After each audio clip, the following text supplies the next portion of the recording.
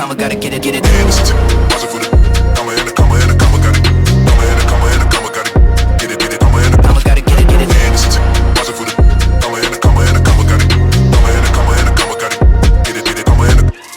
Here's everything you need to know about the 2024 McLaren GT in just 5 minutes. Not only do we got a 0 to 60 in 2.8 seconds, and this joint gets down, but it also has a top speed of 203 miles an hour. Now, I would pop the hood, but there ain't no engine to see. But figuratively, under the hood, we have a mid-engine 4-liter twin turbocharged V8 that produces 612 horsepower and 465 pound-feet of torque, paired nicely with a 7-speed automatic transmission, giving you 15 miles per gallon in the city and 22 on the highway. Now, the starting price for your entry-level McLaren GT is going to be about $213,000, but with all the bells and whistles, it's going to top out around $260,000. To open your butterfly doors, press this button, put your finger in, lift up. At 6'10", people always wonder how I fit in all of these cars, and the truth is, just fine with my headroom, but the legroom on this passenger side, I'm burnt toast. My knees are on the dash. They ain't doing the dash, they on the dash. I love the LED tail lights and headlights on this car, and we even have a dual exhaust that looks real good. It's a pipe within a pipe, and we got this massive black diffuser with all these air vents. To go into gear, all you gotta do is push a button. You have a launch control button, because who don't want to do that?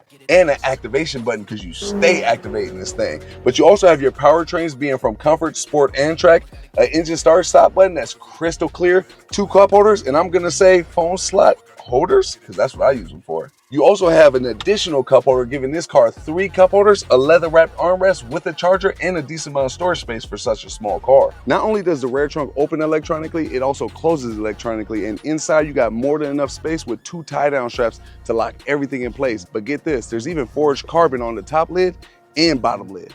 You have 2 trunk buttons on this car, one to open the front trunk and another one to open the rear trunk. This front trunk actually has a bunch of space with LED lighting, a 12-volt charger, fire extinguisher, tire repair kit, and a McLaren bag with some first aid goodies. We have an all-glass sunroof that's fixed in place, so I ain't gonna lie, on a real hot day, you feel like rotisserie chicken up in this thing. We got a staggered rim setup on this car, which pretty much means we got 21-inch rims in the rear, 2 95/30s, and in the front, we got 20-inch rims at 2 25/35s. Both the driver and passenger get memory seats in this car, and you can see those. Now, what you can't see is the seat adjustments. Them joints is like filling for Braille. You just hoping that you're hitting the right button. Now, when it comes to this infotainment screen, it's pretty much the same as what it used to be in my 2019 570S McLaren, and it hasn't changed much if I'm gonna be honest, but it controls things such as your climate controls, ambience, and things like that. I expected a lot more in 2024, I'm not gonna lie. Now, I gotta keep it funky with y'all. I love all these black accents with this red paint job. We got black everywhere. I mean, it's on the roof,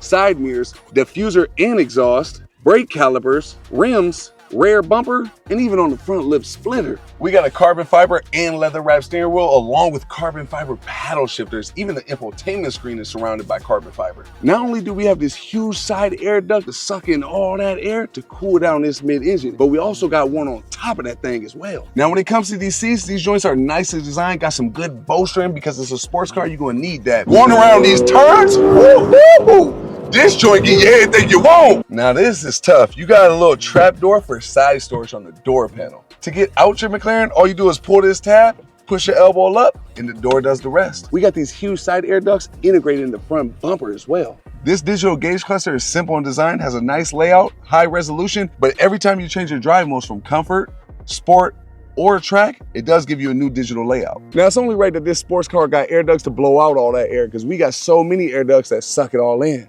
These sun visors are a bit unique because you don't see a mirror when you first pop that thing down. You have to pop down the sun visor and then the mirror. In case of an electrical failure, for whatever reason your butterfly doors won't open, just unbutton this strap and pull it. Most side mirror controls are on the door panels, whereas on this one, it's on the dash and all you gotta do is spin that knob. To control your headlights, you just flip a switch. Now, to my knowledge, there's no glove box in this car, so they just put a fishnet for storage to strap the items in place right there in the passenger footwell. Not only are the sun visors Alcantara, but so is the entire roof liner along with the V-pillars. Since you don't have an actual P within your gear shifter buttons, you have a parking brake that you just pull to lock it in place. Now, as easy as it is to have fun in this joint 24/7, you can easily calm it down, put that joint into comfort mode, quiet the exhaust note, kick back, and enjoy a smooth ride, because this is a GT, that means it's comfortable and sporty, baby. Now that's everything I think you need to know about the 2024 McLaren GT in just 5 minutes.